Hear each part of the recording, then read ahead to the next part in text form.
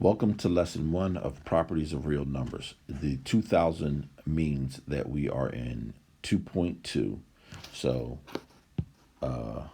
this 2 is supposed to indicate that we are in 2 algebraic concepts. The first number, according to the Commonwealth of Pennsylvania, deals with math. I believe 1 is English. So if you go to the state's website, pde.sas, you will see the 4 major subjects: science, math, English, and social studies or history, all given a number. 2 is math. So that's why the number before the decimal point. The number after the decimal point is 2.2, which deals with algebraic concepts. If you have watched my earlier series, you will see that 2.1, the 1 dealt with numbers and operations.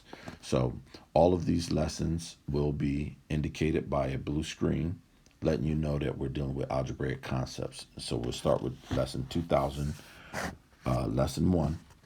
And I'm not going to ignore the 2000 after this video, and I'll just call it by the number it is. Properties of real numbers, part 1. Okay, here's our objective. You can always pause the video and read through the screen. Here's our vocabulary.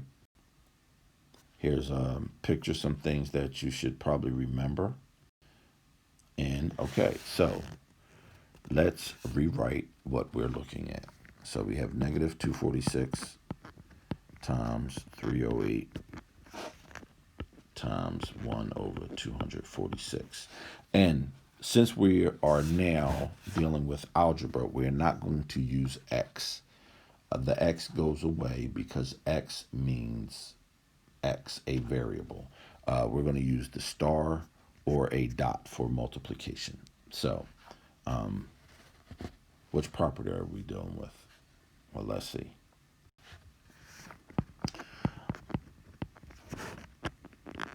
Any number multiplied by its inverse will give you 1. So this is the identity property of multiplication.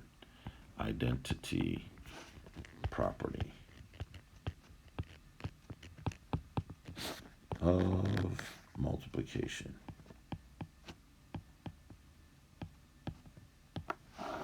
Okay.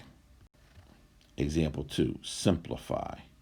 So how do we simplify? The word simplify means to get down to one number or unlike terms. And we'll be dealing with that.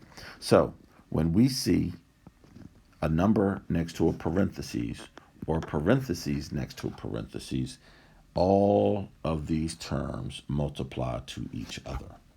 Okay, and inside the parentheses, you will perform the operations.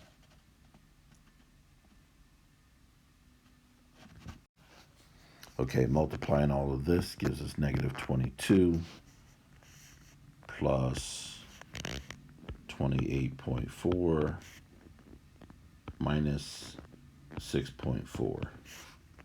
And let's see what we come up with. We might come up with 0.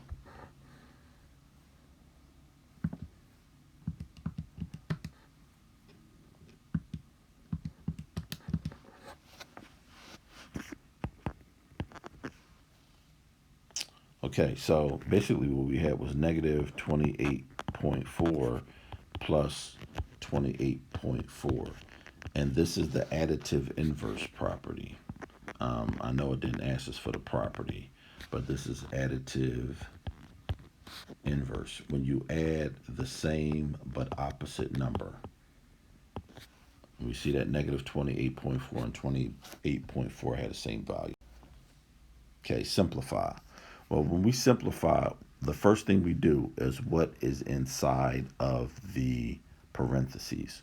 Or you could distribute the 1/2 to both terms, but it's easier just to do 1/2 times 14, which gives us 7. Okay, well, those are our examples. So please take the time to work through the problems, and I will see you at the end of the video for a recap.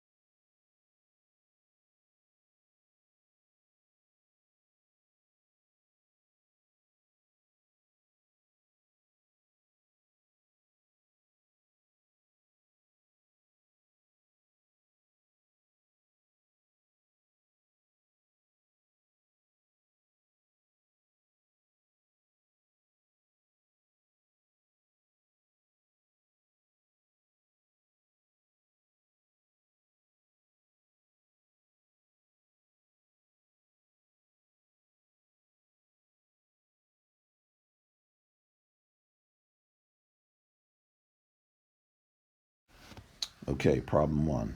All right, when you multiply these two, you get negative 31.2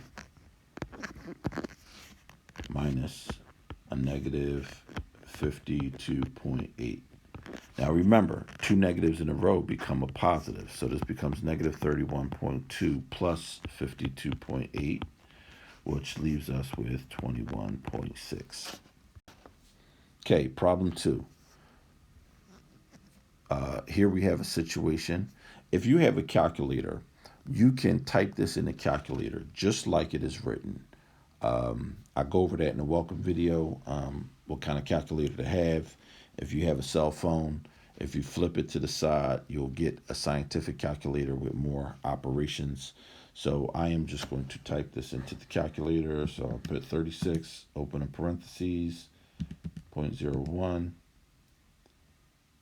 plus parentheses 1 divided by 3, close the parentheses, close the second parentheses, minus 1, and I will get 11.36. I could have did that the long way by hand, but I just chose to use the calculator. Okay, so we got 6 times 9 and 1/6.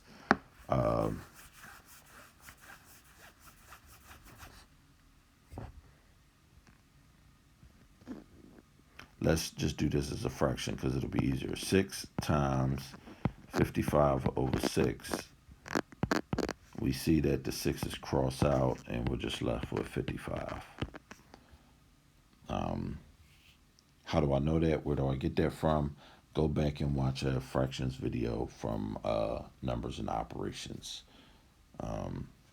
Okay, so that was the end of our first video in algebraic concepts. If you like what you saw, please hit subscribe and that notification bell, and I will see you on the next video. Thanks for watching.